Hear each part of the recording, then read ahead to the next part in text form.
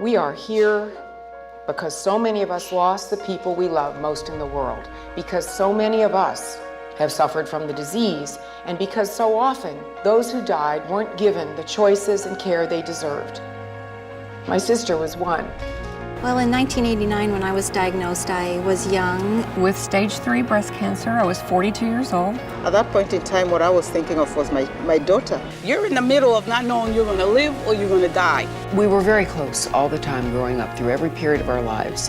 They did everything they could at the time. They did everything they could, but by the time she had arrived, her breast cancer was very advanced. I promised my sister that I would do everything I could to end breast cancer. We are here because we all are fulfilling the promise I made to my sister. That's no longer just my promise. It's a promise around the world, and we will fulfill our promise.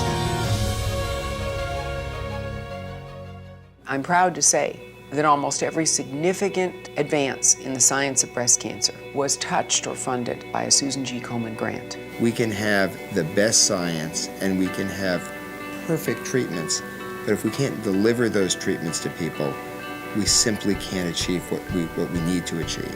Philanthropy must occur, significant philanthropy, but as well we need survivors, we need volunteers, we need a lot of human capital and energy to get to the place where we can say we have eradicated this disease. The affiliates are really the heart and soul of Susan G. Komen for the Cure. They're our grassroots network. They are what has made this organization who it is. It's just amazing to see how our affiliate is one part of something much bigger than us, and that collective effort of these passionate women and men all around the U.S. and internationally working together to find those cures, and until we have the cures, to provide the screening and the education and treatment for those who are diagnosed so that no person goes untreated.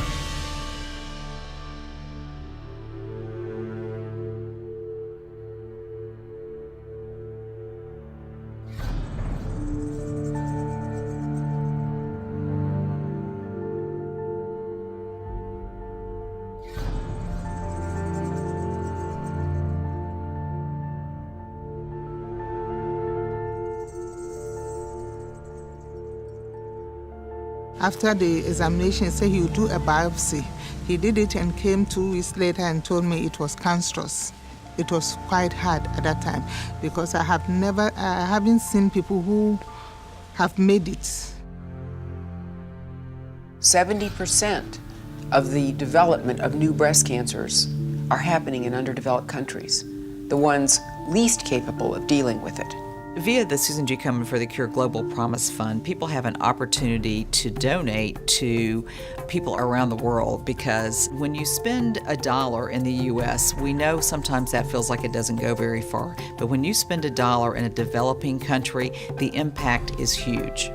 We've invested millions of dollars in research and outreach programs in over 50 countries. We have partnerships with Jordan, UAE, Saudi Arabia, and we're doing work in Mexico, Brazil, Panama, Costa Rica. And what we're really trying to do globally is to help build capacity around awareness, capacity around research, and capacity around treatment for women with breast cancer. Even as we celebrate the progress and the possibilities, I have been shocked by the global culture that surrounds this disease.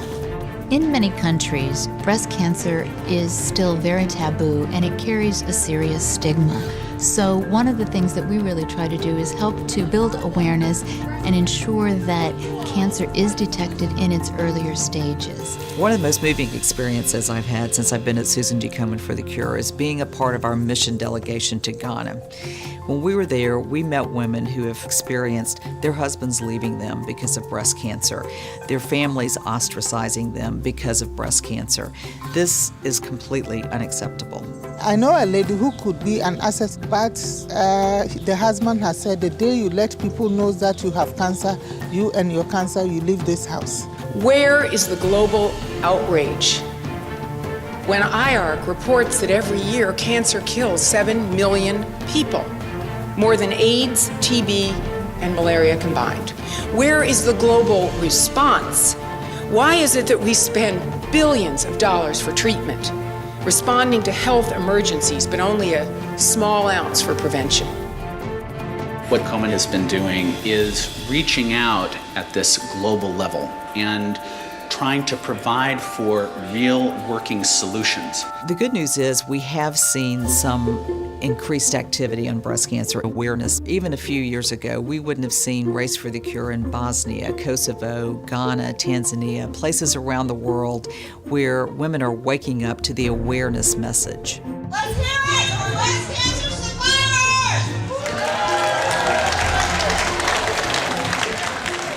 I come to you today with a very simple message.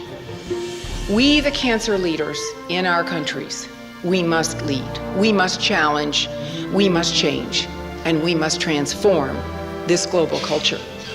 Instead of an age of ignorance, we must build a bold new age of awareness and action.